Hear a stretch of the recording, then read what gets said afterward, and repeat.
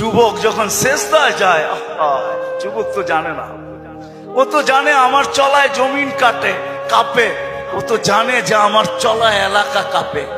হায়, ও জানে না ওর সেজদায় যে আরশ কাঁপে, ওটা ও জানে না। যদি জানতো তো এলাকা কাঁপাইতো না, যদি জানতো তো জমিন কাঁপাইতো না, ও সেজদা দিতে থাকতো। আর فلا ينسى من خلقه أحد ولم يكن له كفوا أحد والصلاة والسلام على حبيب। এই 20 টাকা আপনাকে দিলাম, কালকে তো আল্লাহ জিজ্ঞাসা করবে কিছু মানুষকে যে আমি আসছিলাম তোমার কাছে, খাওয়া চাইছিলাম, খাওয়া তুমি আমাকে খাওয়াইলে না। যদি খাওয়াইতে ওই দিন, এই যে দেখো জান্নাত, আমি জান্নাতে তোমাকে খাওয়াইতাম।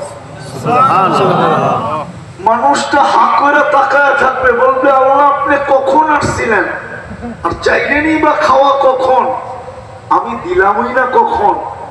আল্লাহ চিত্র তুলে ধরবে, চিত্র। এই যে দেখো ভিক্ষুক আসছিল, আয়েশা বলছিল আল্লাহর নামে কিছু খাওয়ান, ওকে খাওয়াইলে আমাকে খাওয়া হলো হয়তো। যাক, আমি কথা লম্বা করবো না, গুছায় নিয়ে আসতেছি। আমরা সবাই কিন্তু যাত্রী, পরিসমাপ্তি যেই কোনো মুহূর্তে ঘটতে পারে।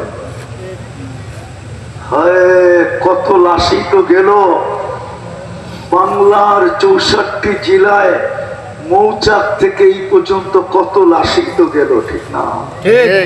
না যায় না, যায় না আজ পর্যন্ত।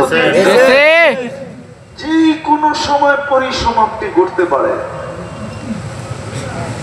আপনার আমার প্রস্তুতি কতটুকু, কতটুকু প্রস্তুতি নিলাম?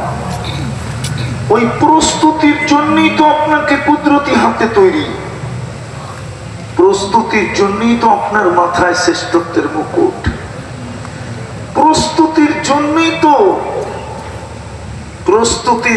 তো সৃষ্টির ভিতরে সবচেয়ে সুন্দর গঠন, প্রস্তুতির জন্যই তো সৃষ্টির ভিতরে সবচেয়ে সৌন্দর্য,